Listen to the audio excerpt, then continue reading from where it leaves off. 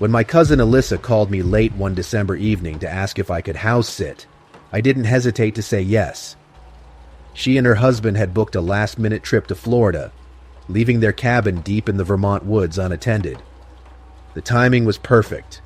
My job was draining me, and a week away from the noise of the city sounded like exactly what I needed.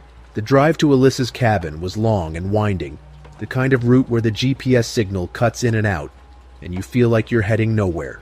The snow was falling steadily, and by the time I pulled up to the cabin, the world was cloaked in white. The cabin itself was charming, a classic log structure with large windows and a chimney puffing thin wisps of smoke. But its isolation was hard to ignore.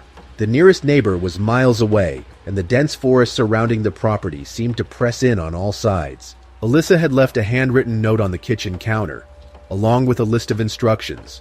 Keep the fire going, water the plants, check the pipes for freezing. Simple enough.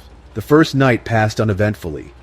I spent it curled up by the fire, a blanket draped over me, watching the snow pile up outside.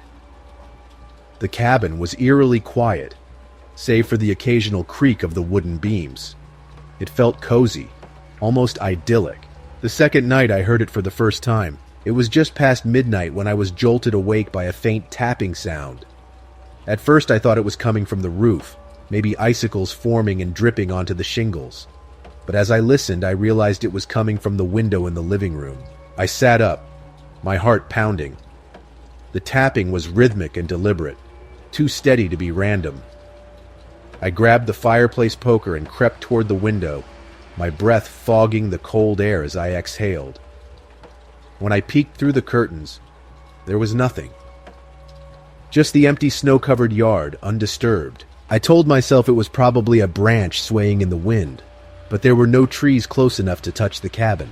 The tapping returned the next night, louder this time. It moved from one window to another, circling the cabin. I locked all the doors and windows, double-checking every latch, and sat by the fire with my poker in hand.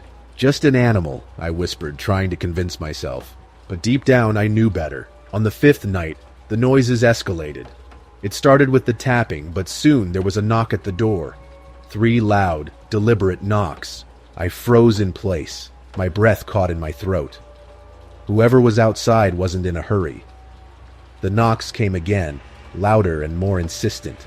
"Who's there?" I called out, my voice shaking. Silence. I tiptoed to the door and peered through the peephole. Nothing. Just the snow-covered porch illuminated by the pale light of the moon. I stepped back, heart hammering.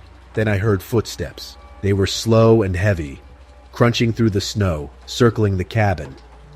When they stopped directly beneath my bedroom window, I felt an icy chill crawl up my spine. I didn't dare look. Morning couldn't come fast enough. When it did, I found something that made my stomach drop. Tracks in the snow. They were large, too large to belong to any animal I could think of, and they circled the cabin repeatedly before disappearing into the woods. That night, I resolved not to sleep. I sat by the fire, my back to the wall, gripping the poker tightly. For hours, nothing happened. The only sounds were the crackle of the fire and the occasional gust of wind. Then just after midnight, the knocking returned. But this time, it wasn't on the door, it was on the windows. The knocks came from every side of the cabin, moving faster than any person could. I clenched the poker so tightly my knuckles turned white. Then I heard it. A voice. "Let me in." It was Alyssa's voice. My blood turned to ice. Alyssa was in Florida, over 1,000 miles away. "Let me in," the voice repeated, softer now, almost pleading. I didn't respond. I didn't move. The voice grew louder, more desperate. "Let me in! Let me in!" I stayed frozen in place until dawn. When the first light of morning crept through the windows, the voice stopped. I left the cabin as soon as the roads were clear enough to drive. Alyssa never mentioned anything strange when she returned, but I couldn't bring myself to tell her what had happened. Sometimes when I'm alone on a cold winter night, I still hear the tapping. Before the next story, if you're new to the channel, make sure to subscribe so that you don't miss any of these terrifying stories. Winter in Alaska is a different kind of cold, sharp, biting, and all-encompassing. The kind that sinks into your bones no matter how many layers you wear. It was exactly what Mark and I wanted. We'd been planning a snowshoeing trip through Denali National Park for months. The idea of cutting through the pristine wilderness, far from cell service and the noise of city life, was too tempting to pass up. We had the gear, the maps, and enough food to last 2 weeks. The first few days were magical. The snow-covered landscape stretched for miles, interrupted only by jagged peaks and the occasional frozen river. The silence was incredible. We didn't see another person the entire time, but on the 4th day, everything changed. We were setting up camp when Mark spotted it, a trail of blood in the snow. "Hey, come look at this," he called, his voice tinged with curiosity. I trudged over to where he was standing. The blood was bright red, stark against the white snow, and it formed a thin, winding line that disappeared into the forest. "What do you think it is?" he asked, crouching down for a closer look. "Probably an injured animal," I said, though something about it felt off. The trail was too straight, too deliberate, like whatever had left it had been dragged. Mark wanted to follow the trail, but it was getting dark, and I wasn't keen on wandering into the forest at night. We agreed to stay put and check it out in the morning if it was still there. That night, as we sat by the fire, the unease lingered. The trees around us seemed closer, darker, and the silence felt heavier than before. Then, just as we were about to turn in, we heard it. A low, guttural growl echoed through the trees. It was deep and resonant, vibrating in my chest. Mark froze, his hand tightening around his hatchet. "Wolf?" I whispered, though I wasn't sure I believed it. Mark nodded, but his face was pale. The growling continued, moving through the trees, circling our camp. We couldn't see anything, but the sound grew louder, closer. We stayed awake the entire night, gripping our weapons and staring into the darkness. By morning, the growling had stopped, and the blood trail was gone, covered by fresh snow. We packed up quickly, eager to put distance between us and whatever had been out there. That night, we found another blood trail. This one was different. It didn't lead into the forest. It led to our tent. Mark's face went ashen as he stared at the crimson path. "This isn't an animal," he said, his voice barely audible. We agreed to take turns keeping watch. Mark insisted on going first, and I lay in my sleeping bag, clutching my hatchet. I must have drifted off because I woke to the sound of Mark's voice. "Do you see it?" he whispered. "See what?" I asked, sitting up. He pointed toward the forest. At first I didn't see anything, but then, between the trees, I spotted it, a figure. It was tall and thin, with impossibly long limbs that didn't seem to move naturally. "What the hell is that?" I whispered. The figure didn't move. It stood perfectly still, watching us. "Pack your stuff!" Mark hissed. We moved quickly, breaking down camp as quietly as possible. The figure remained motionless, its gaze fixed on us. Just as we were about to leave, it turned and disappeared into the forest. We didn't stop until we reached the edge of the park. By then we were exhausted, terrified, and too shaken to speak. To this day, I don't know what we saw out there, but I'll never forget the blood trail, winding through the snow, leading to something waiting in the shadows. Before the next story, if you're new to the channel, make sure to subscribe so that you don't miss any of these terrifying stories.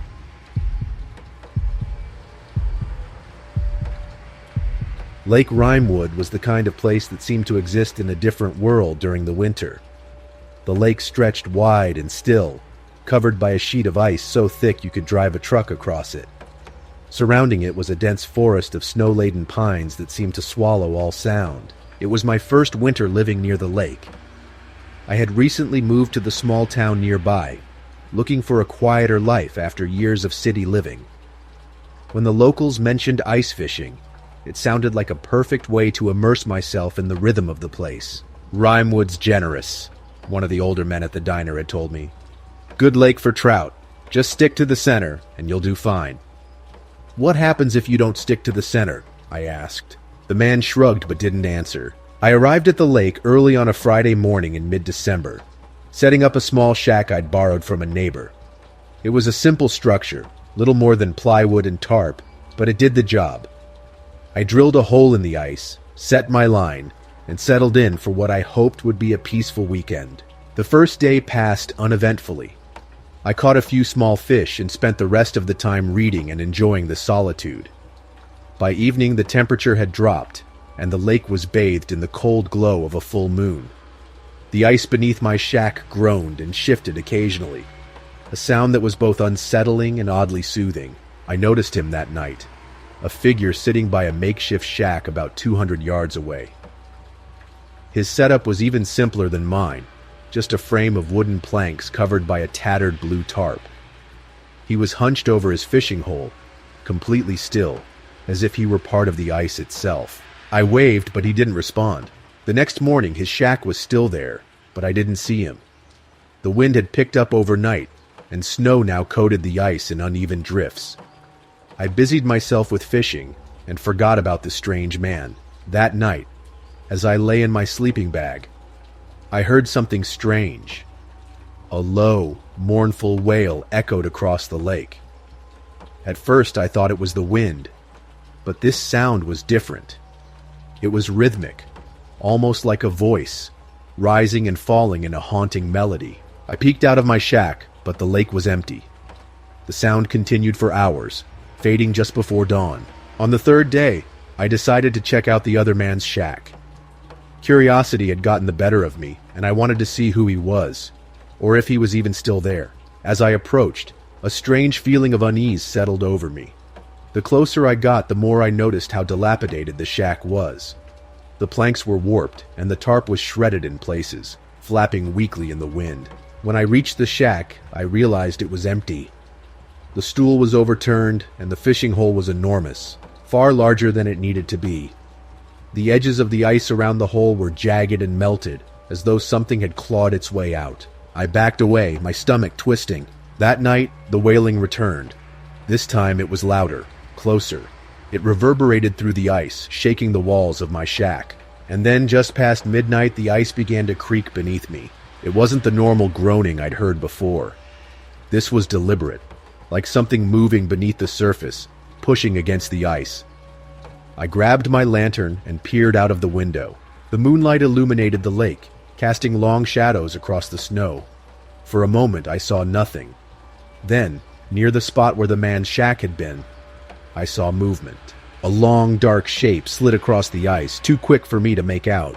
My breath caught in my throat as the creaking grew louder, closer. Suddenly, the walls of my shack shook violently, as though something had struck them from the outside. I stumbled back, clutching my lantern, as the pounding continued. Then everything went silent. I held my breath, straining to listen. That's when I heard it, a faint tapping on the ice just outside the shack. It was slow and deliberate, circling the structure. I didn't dare move. The tapping stopped, and for a moment, there was only silence. Then, with a deafening crack, the ice beneath my shack split. I screamed as the floor gave way, plunging me into the freezing water below. The shock of the cold stole my breath, and I flailed desperately, my hands scrambling for the edge of the ice. Just as I managed to grab hold, something wrapped around my ankle. I looked down and saw it, a pale, elongated hand reaching up from the depths. Its fingers were impossibly long, tipped with sharp black nails, and its grip was like iron. I kicked and thrashed, but it held fast, dragging me deeper into the icy water. My lungs burned as I struggled, and just when I thought I would succumb, the hand released me. I surfaced, gasping for air, and clawed my way back onto the ice. Behind me, the wailing returned, louder and more piercing than ever. I didn't look back. I ran, slipping and stumbling across the frozen lake until I reached the shore. I didn't stop running until I was in my truck, shivering uncontrollably. I drove straight home, vowing never to return to Lake Rimewood. In the weeks that followed, I heard rumors about disappearances on the lake. Fishermen who had vanished without a trace, their shacks left abandoned. The locals spoke in hushed tones, their eyes darting toward the frozen expanse. No one fished near the center of the lake anymore, and sometimes on cold, still nights, I swear I can still hear the wailing.